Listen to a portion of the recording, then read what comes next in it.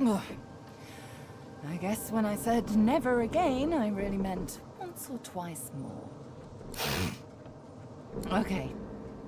Okay. The Hall of Echoes once more. Our home away from home. Close indeed. You almost became a god, and instead you're still... you. At least you managed to murder one of the 7. Quite the spectacle. I've never seen anything so... Let's talk about this later. I need to rest. We've still one big jump to go, but... it'll have to wait. She casts her gaze around, taking in the streaming bluish ether. She breathes a deep, ragged breath. At least, it's quite beautiful here, isn't it? I'm going to take a rest, sort myself out. I suggest you do the same. Speak to the ship if you need me. She'll know where to find me. This may be your last bit of respite before the storm blows in again, Godwoken. Enjoy it. You deserve that much.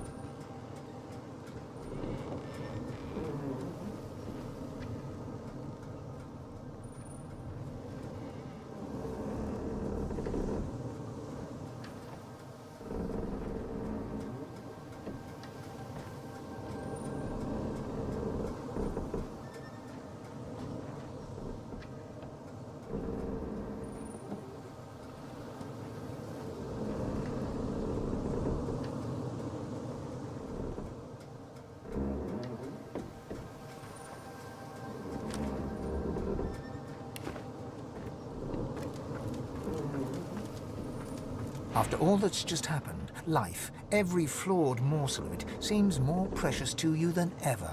You look around at those who have accompanied you so far. In each one, something unique shines through. Divinity has eluded you so far, but life beats strong within you, here and now. Who knows what lies ahead for you, for your companions? Your quest failed. The void is growing stronger, and the hall is dark. You feel the need for some affection. Perhaps they feel it too.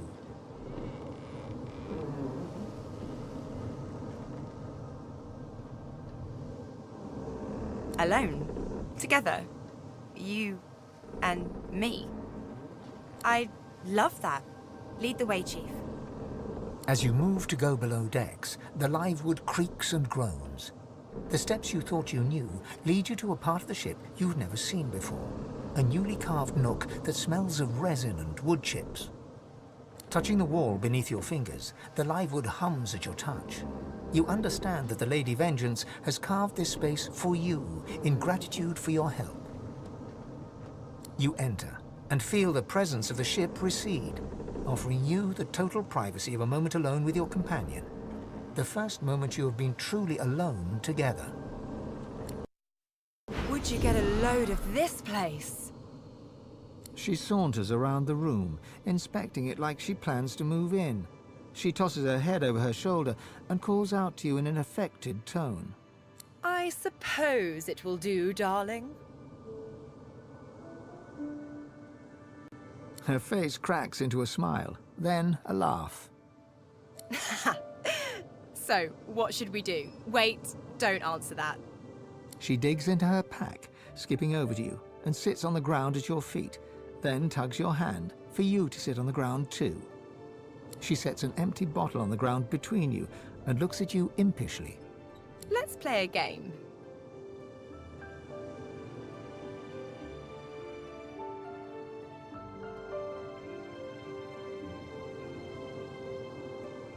It's called Spout's Choice. We each take a turn spinning this here bottle, and whoever the spout points to, well, I'll explain that part when we get there. You can go first. She takes your hand and places it on the bottle, on its side between you. Go on, spin. The bottle swishes in circles as it spins. Lohse watches it intently as it lands, pointing directly at her. She smiles and blushes.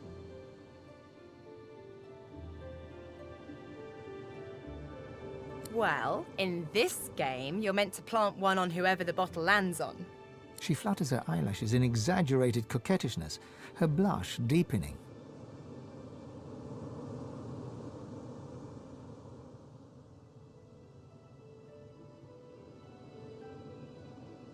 She kisses you back, gently, more gently than you expected, then leans away, flushed with color. My... My turn. She spins the bottle, and it twirls and twirls, and comes to a rest, pointing into a no-man's land to the left of your knee. She doesn't lift her eyes from the bottle, but quickly corrects it to face you. She looks up then, drawing an arc with her eyes from the bottle's tip to your gaze. Her dark eyes are deeper, lusher than ever before. Hey, Chief. She crawls across the space between you and climbs into your lap, wrapping her legs around you. She melts into you and nuzzles her face into the crook of your neck. Her body is warm, warmer than it should be, her weight comforting and solid against you. She speaks into your neck, her lips brushing against your skin. Chief. Look, I don't know what's gonna happen from here on out. I don't know if we'll find Dallas. I don't know which one of us is gonna, you know, all the stuff they say we'll do. I don't even know if I'm still gonna be myself much longer. But I do know that I'm happier now than I've ever been in my life. You make me feel like I have a voice. Like I'm not just a host. Like I'm a real person. I need to tell you something.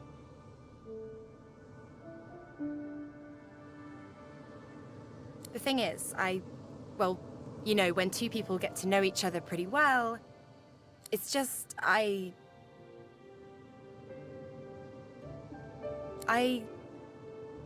love you.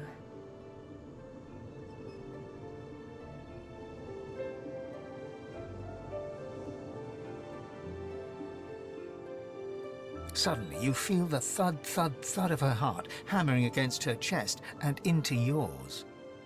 I love you too. I love you too. I love you too.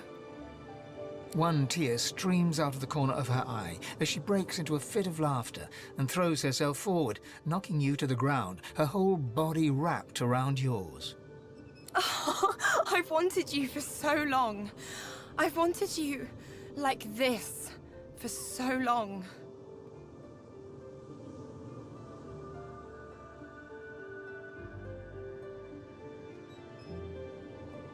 She grins and takes your chin softly in her hand, parting your lips. She comes close to your mouth, so close, then licks your lips, once, twice, and kisses you softly, soft as your first time, then harder, deeper, her tongue swirling around yours.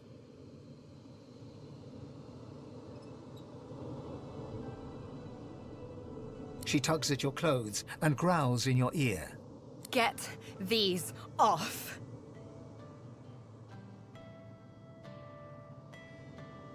She nips and kisses newly exposed flesh all over your body, running her mouth from your neck to your belly button, down to your shins, up to your thighs. Oh, that is one beautiful woman. She sits up on her knees, still straddling your hips, and shimmies out of every last article of clothing.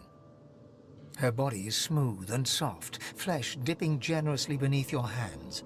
You could take handful after handful of her and never have enough. Here I am, all of me, and I want all of you. She moves her body slowly, slowly, slowly over yours, until you are one person, the surprise of it, the perfection of it making you both gasp. She moves in small circles, your bodies joined like they were made for each other, like they were never meant to be apart. Oh, you're perfect. You're perfect.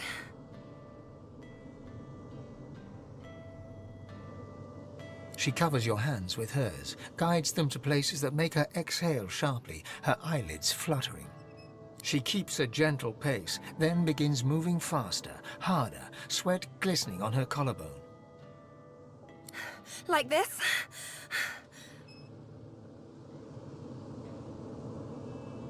She keeps the pace, her eyes locked with yours, a half-drugged smile on her lips. This is it. This is my cure. You're my cure. You are one in the night, one great beautiful being, your bodies aching with desire where they touch, your mind ablaze, your souls entwined, growing great, greater, greater, greater. How could I have gone this long without you? In this infinite moment, it feels you'll never be apart again.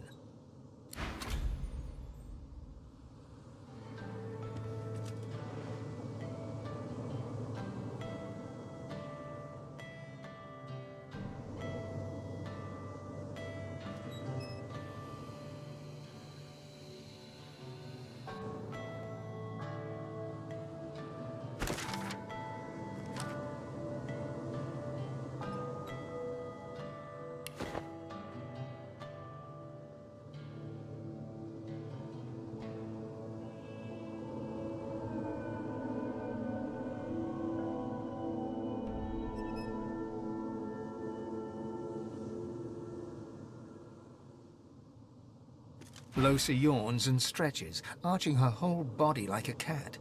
She folds into you, her head on your chest, arm draped around your body.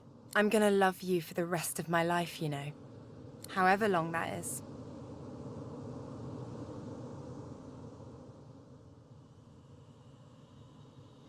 Even if I have morning breath. Even if a demon eats my whole brain. Even if I hog all the blankets in the night and I'm not even sorry. She holds you tighter and kisses your chest, where your heart is. So, I guess we should get back out there. Save the realm, stop the void, blah blah blah. She reaches up and holds your cheek, head cocked. Unfortunately, I think we do. She plants a quick kiss on your lips and a bite on your neck. Let's get out of here, Chief.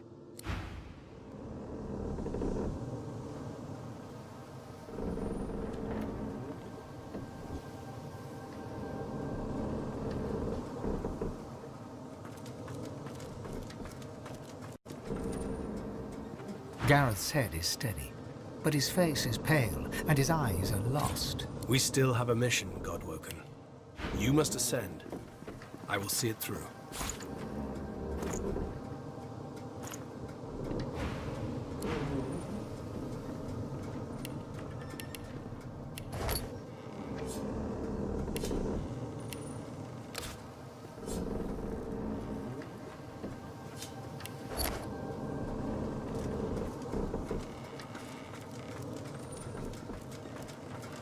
The day was lost, and no one won. Divinity is still up for grabs. Will you be the one to grab it? I do so wonder. Naught but the demon.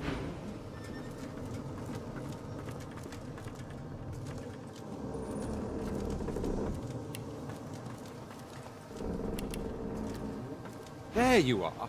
I hear Malady wants to continue the journey. We've but to talk to the Lady Vengeance and off we pop.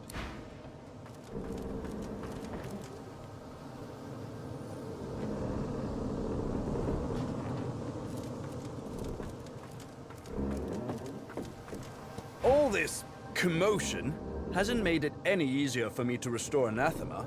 The fewer distractions, the better. My efforts continue. I must admit it's quite an intricate piece to work with, even for someone like myself. I remain confident of success, though. I'm glad I didn't step ashore on that island with you, sorcerer. That place is a pyre. The Order. My comrades, I don't regret leaving with Almira, but I did swear an oath. I hear Bishop Alexander made it to the island with some followers. What came of him? No wonder the Order has fallen so low, when its leadership is populated by cutthroats and traitors. I made the right decision to flee with Almira. I thought you'd forgotten about me, darling. How goes your little endeavor? Almira gives you a devilish grin and traces her finger along your forearm. I had a feeling you'd be one to watch, my dear. I'm glad to hear my faith wasn't misplaced.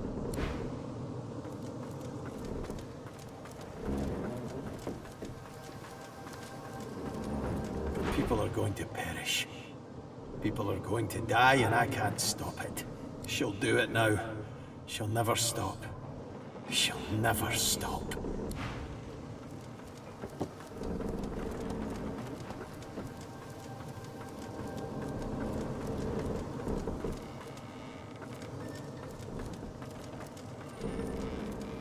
Live, love, and liquidate.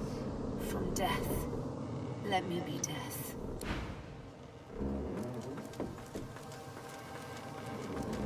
Fane is busy scribbling in his ephemeral notebook.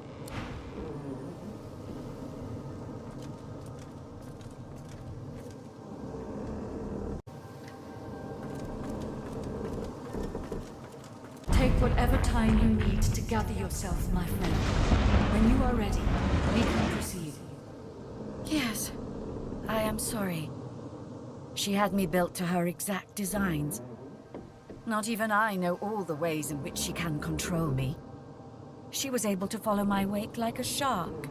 But I will see myself destroyed, rather than be forced to betray you again. I swear.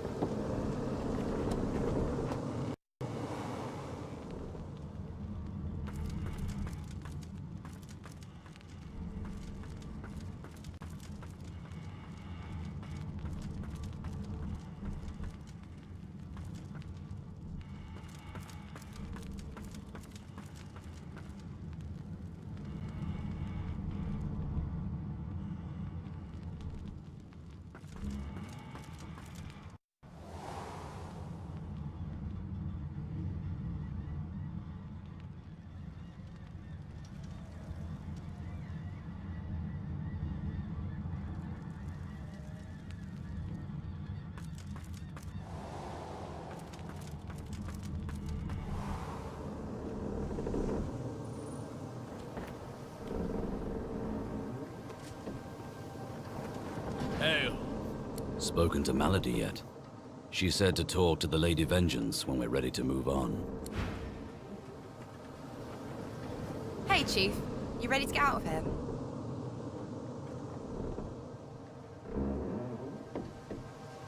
Hey now, let's keep it professional and everything. We're still God-woken on a mission, aren't we? Though, after experiencing that thing you did with your tongue, I guess I know who the real god among mortals is.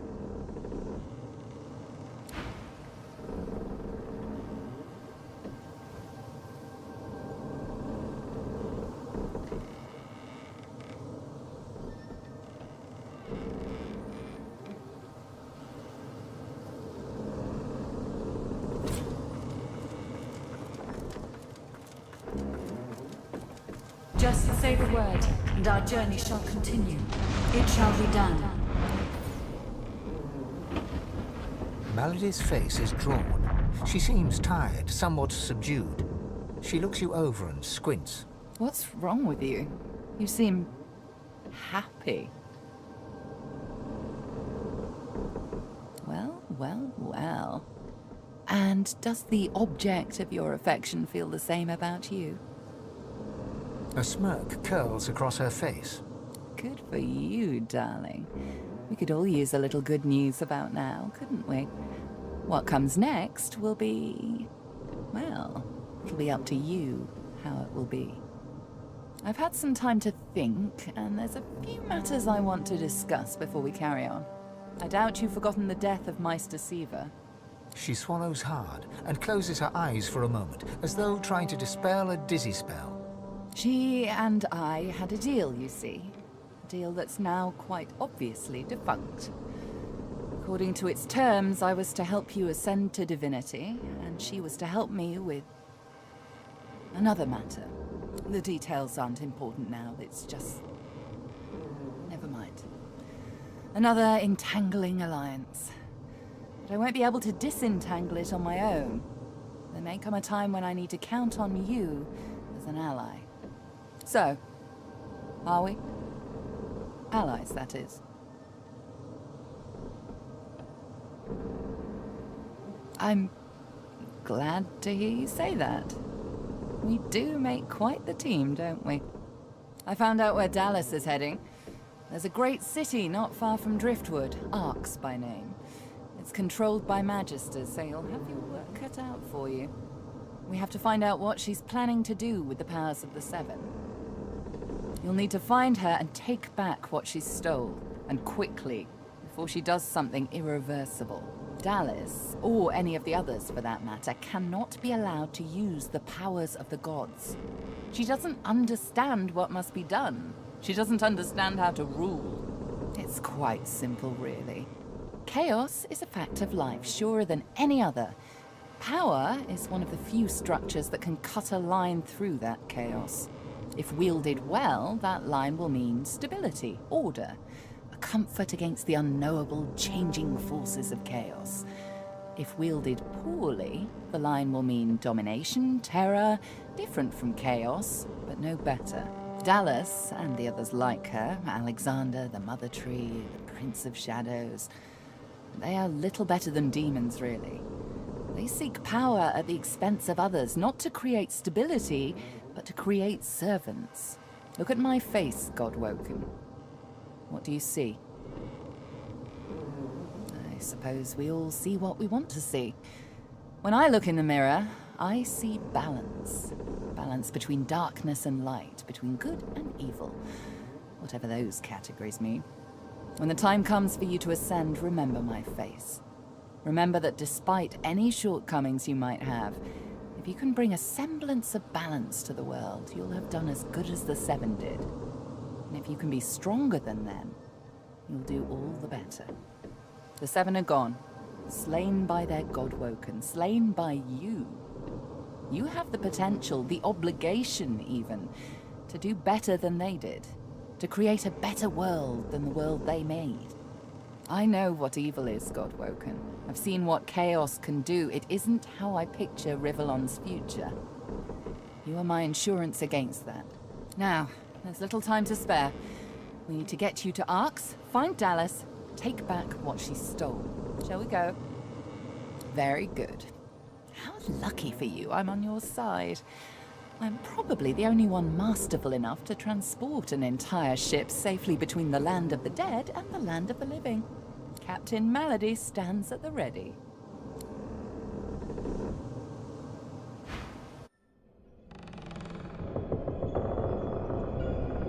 After the briefest moment of respite, Malady brought the Godwoken to Arx to recover the divine powers Dallas had snatched away. But the half-demon's secret was taking its toll on her. Lucian! Fools! The bastard's going to ruin everything! Brace! Brace! Brace!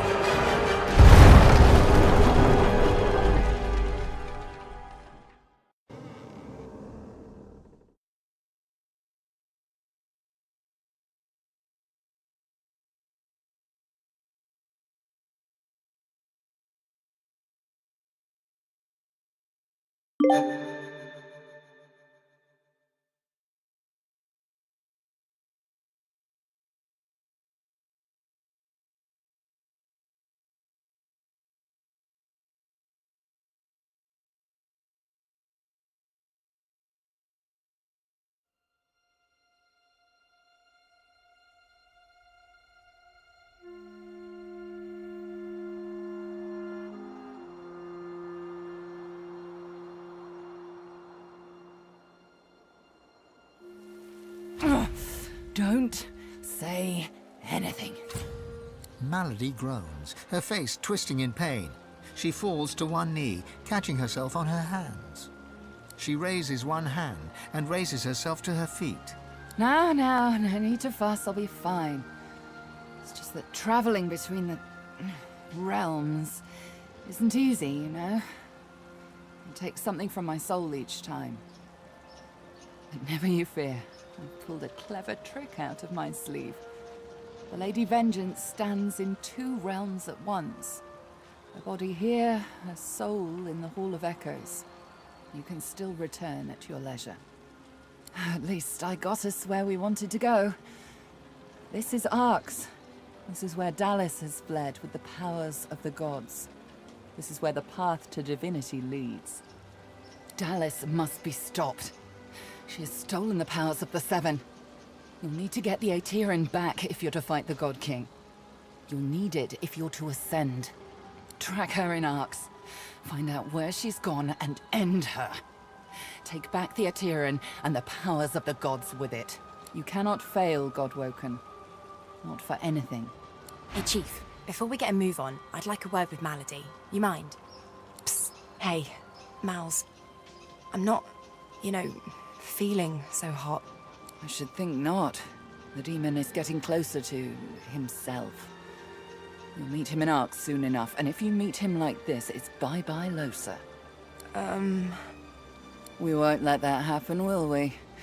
I've got a little something cooking. There's power in names, after all. And we know exactly who a Dramalik is. Don't worry. I'll find you before it's too late. Demon's honor.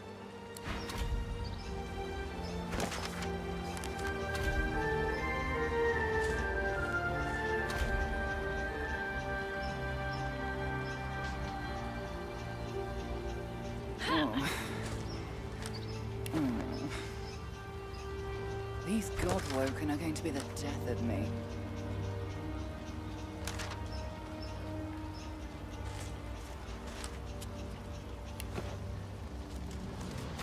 Gareth massages his forehead and grunts. Ugh. Why does everything have to go to absolute shite? Glad to see you're still kicking at least. Though I should warn you, Arx kicks back. Gareth scans the wreckage and whistles. The Lady Vengeance is well and truly ruined. He stretches an arm in front of him and takes inventory of every scrape, cut, and bruise. As good as I'm gonna get. Godwoken, it may be Lucian's day, but Arx will give you little cause to celebrate. I must stay here, but I can give you this. Through it, Lucian may still protect you. I'll do what I do best. Hold things together. Those that remain still need a chief, so I'll attend to whatever needs attending to. I have no more surprises up my sleeve. I dare say you've had enough. Old habits, my friend. I pursued my guiding star. I'd no idea it would lead me so astray. But it's still the only star I knew to follow in the darkness. Yet perhaps I found another. Gareth smiles at you. You see in him something he's lacked of late. Hope.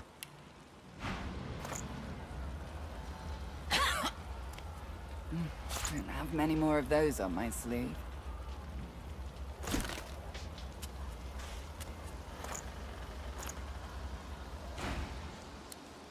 Gareth grasps your shoulder as you turn to go.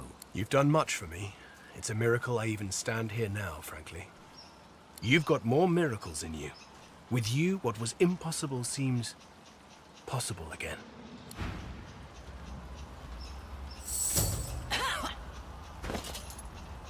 These Godwoken are going to be the death of me.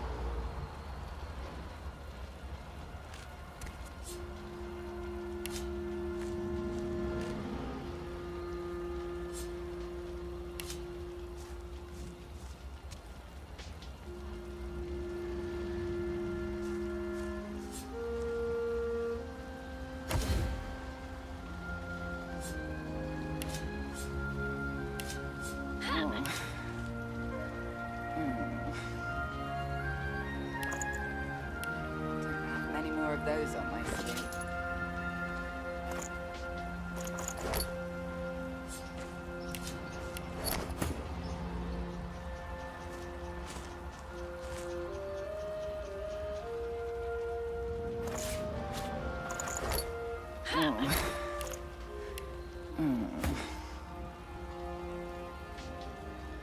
I'm growing soft, aren't I?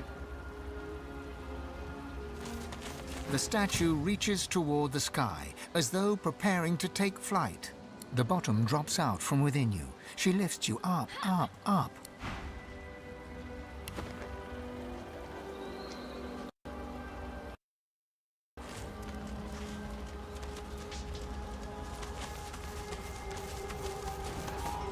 Not the finest of landings, though I suppose our dear vessel did well enough, given it's not exactly in its natural habitat. At least I can still access all of my tools in the Hall of Echoes. I wouldn't relish the prospect of scouring through all this wreckage to find what I need. Why work, of course? Anathema won't restore itself, I dare say. I shall finish what I started, aboard whatever remains of the Lady Vengeance in the Hall of Echoes. Come and find me later in the Hall of Echoes. I believe I'm rather close to having Anathema in working order. You spy Jehan pensively looking over the distant skyline of Arx. He notices you approach, turns, and smiles his stern smile. Bit of a rough and tumble landing we had. But we're alive, and we're in Arx. He swings a backpack over his shoulder. It's filled to the brim with potions, grenades, and magical charms. Off I go to rid a city of its demon. Wish me luck. That's very kind of you. But I have my own battles to wage, and you... well, you have yours, don't you? Divinity eludes you still. But I've the feeling it won't elude you much longer. Think about what it means to become a god. Prove worthy of it. Do good. A firm handshake, and he's off. So the hunt commences once more. May the Seven be on our side.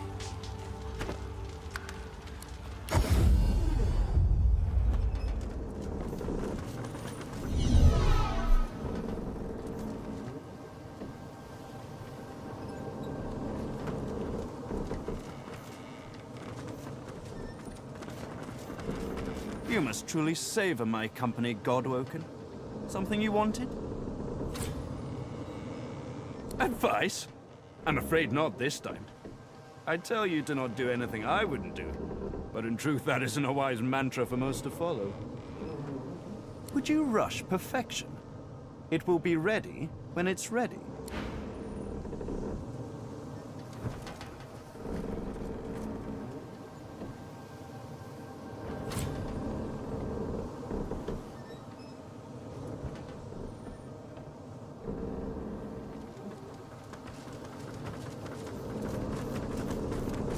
I am glad to have met you, my friend. You let me taste freedom, and now my journey is at an end. Go. Meet your destiny.